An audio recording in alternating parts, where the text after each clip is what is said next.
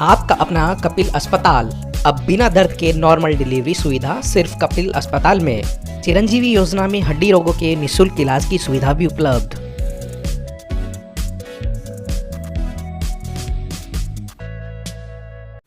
नमस्कार, the ink news में आपका स्वागत है। इस वक्त हम पिलानी के नज़दीक खेड़ला गांव है, वहां पर मौजूद हैं और हमारे साथ और आदित्य हमारे साथ में है। मैं इनके बारे में आज चर्चा इसलिए कर रहा हूं क्योंकि एक छोटी सी नहीं कहेंगे उसको, एक बड़ी समस्या है। वो हमारे डॉक्टर्स ने उसको डिटेक्ट किया है और उसको सुलझाया है। तो वो प्रॉब्लम क्या है उसके बारे में बाद में बात करेंगे। पहले बता देता हूँ, आपकी उम्र क्या है बेटा? 15 साल। ये 15 साल के हैं। और आपकी उम्र क्या है?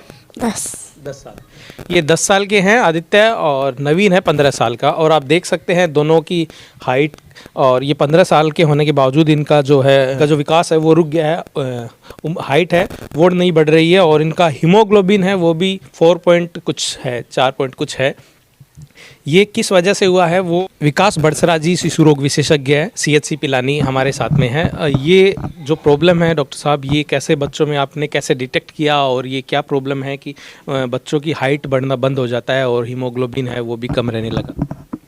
ये बच्चा अपने पास खेड़ला गांव में जो चिरंजीवी कैंप है, उस चिरंजीवी कैंप में गवर्नमेंट स्कूल में आया था। तो गवर्नमेंट स्कूल के टीचर्स इसको लेके आए थे। उन्होंने बताया कि 15 साल का बच्चा है जिसकी हाइट बहुत कम है। हमने इसको देखा, उसमें खून की जांच कराई तो इसका हीमोग्लोबिन 4.5 निकला। तो हमने इसकी आगे जांच के लिए इसको पिलानी बुलाया। पिलानी जांच करने पे हमें इसको गेहूं की एलर्जी की बीमारी निकली, जिसको अपन सीलिएक डिजीज़ कहते हैं। सीलिएक डिजीज़ में क्या होता है कि गेहूं में ग्लूटेन नाम से वो एंटीजन, उसके प्रति सेंसिटिव हो जाती है।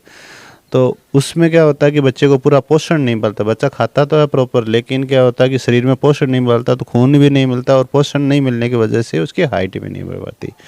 तो आज अपन इसमें घर में नवीन के घर पे आए हैं, इनके माता पिता को ये समझाने के लिए कि भाई इसको ये ध्यान रखना है, ये सावधानी रखनी है। बच्चा जब 1-2 साल तक ये सावधानी रखेगा तो इसकी हाइट भी बढ़ेगी और इसका खून भी बढ़ेगा। अभी इसको 4.5 हीमोग्लोबिन है। तो जैसा इन घर वालों ने बताया कि इसको बिल्कुल बीच बीच में चक्कर भी आते हैं, तो 1-2 दिन में इसके अपन प्लान कर रहे हैं कि इसके ब्लड भी ट्रांसफ्यूज करेंगे, और उसके जैसे जैसे अपन ने फॉलोअप बच्चे को रखेंगे ताकि भविष्य में ये बच्चा प्रॉपर ग्रोथ कर सके और प्रॉपर डेवलपमेंट हो सके।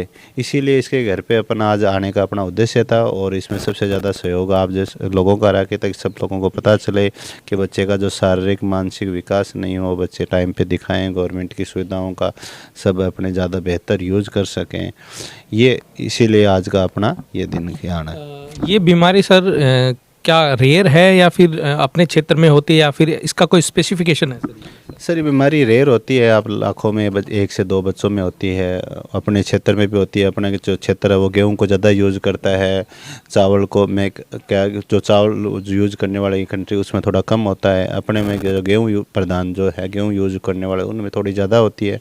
लेकिन फिर भी क्या होता है कि प्रिविलेंस इसकी कम होती है। लाख बच्चों में 1 से 2 बच्चों में होती है। तो उसी हिसाब से इसको थोड़ा ऐसे जो केस जो है इस तरीके की, इसके जो सिम्टम्स हैं वो लोग कैसे पहचाने की? इसमें सबसे ज़रूरी यही होता है कि बच्चा जो ग्रोथ है वो प्रॉपर नहीं कर पाता, क्योंकि खाते पीते उसका न्यूट्रिशन नहीं मिलेगा तो बच्चा ग्रोथ नहीं कर पाएगा। बच्चों के पेट दर्द रहेगा, ऑन ऑफ रहेगा, बच्चे के कभी कभी कॉन्स्टिपेशन की प्रॉब्लम भी रहती है, बच्चे के उल्टियाँ भी होती हैं खाने के बाद में। तो इसके क्या वेरिएबल प्रेजेंटेशन है, वो सब कुछ उसको देख के क्लिनिकल असेसमेंट के बाद में ही अपन उस चीज़ को पता कर पाते हैं कि भाई इसके क्या ये तो नहीं है कि इस वजह से इतना सब कुछ इन्वेस्टिगेशन बाकी नॉर्मल आते हैं। तो उसी हिसाब से अपन को सोचना पड़ता है।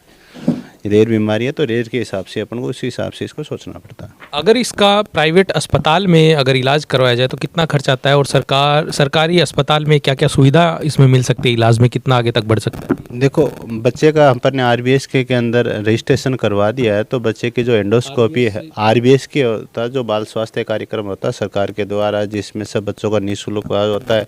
घर से लेके जयपुर तक जाने का से आने तक का खर्चा होता है। उस स्कीम में इसका रजिस्ट्रेशन करवा दिया है। तो बच्चे के आगे ज़रूरत पड़ेगी तो इसके एंडोस्कोपी से लेके बाकी सब जांचों से लेके सब निःशुल्क होगा।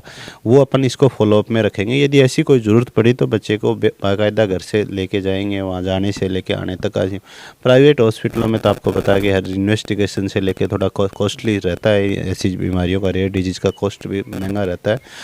तो वो अपन चाहते हैं कि हर फैमिली है जो भी है, जो नीडी है, सरकार की योजनाओं का बेहतर से बेहतर यूज करे। इसको बच्चे को भी अपन इसको फ़ायदा दिलाएंगे अपन, जब इसको ज़रूरत पड़ेगी तो इसको भी जेके लोन वगैरह जो भी है जयपुर में भेजा जाएगा RBS के तरफ। वहाँ एंडोस्कोपी है, गेस्ट्रोस्कोपी है, या बाकी जो भी इन्वेस्टिगेशन है वो उसके द्वारा से पूरी निःशुल्क हो जाएगा।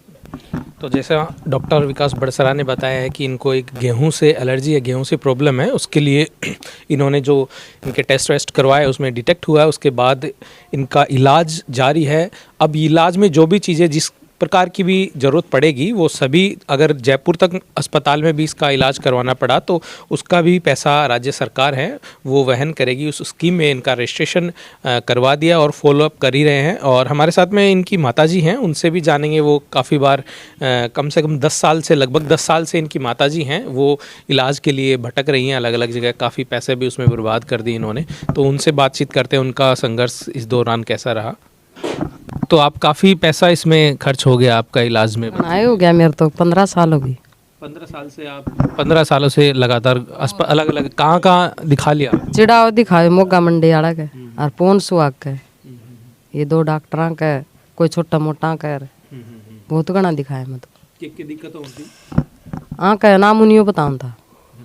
हाँ और या तो मतलब पूरे थे काफ़ी डॉक्टर दिखाए है, उनका बाद में इलाज के लिए थे जहाँ भी 5 साल बस नाम उन्हीं बतायो क्या लीवर की खराबी। 5 साल तक नमूनिया और लीवर की खराबी बता रहे थे, उसमें इलाज करवाए थे आप लोग। तो यहाँ पर कैंप लगा, उसमें आपको फ़ायदा हुआ है? हम देखो ही फायदो होगो तो नहीं, वो समस्या डिटेक्ट फायदो तो होगा ही गो। नहीं, वो समस्या को अगर पहचान लिया तो उसका इलाज तो होना ही है और सरकार आगे का पूरा खर्च वहन करेगी। अब ठीक है जी। हॉस्पिटल में पैसा तो मजूरी, अंकल मजूरी करे? हाँ मजूरी करे, गरीब आदमी। हामी तो लुट गया जमाई 15 साल में। नवीन के पिताजी हैं, आप भी काफ़ी जगह इलाज के लिए आप करवाए इसको। मैं तो आप थक गए इसको लगाते पेमेंट। पैसे गरीब आदमी कैसे मजदूरी करता है, बस नहीं होता है। क्या क्या काम करते हैं? मैं तगारी करता हूँ। तो इलाज में अभी तक तो काफ़ी पैसे लग गए? बड़ा लगे सर, अब क्या करें, मैं तो सीख लिया इसको ऐसे करते करते। ये लगे सरकार ने उल्टा दे दिया हमको पैसा। अब जो लगे इसमें? हाँ उल्टा आ गया, 1700 रुपये लगे। 1700 रुपये लगे जांच वाच के इसकी बीमारी के? अब उल्टा आ गए। अच्छा, वो सरकारी अस्पताल में दिखाने के बाद आपको? हाँ ये आ गए।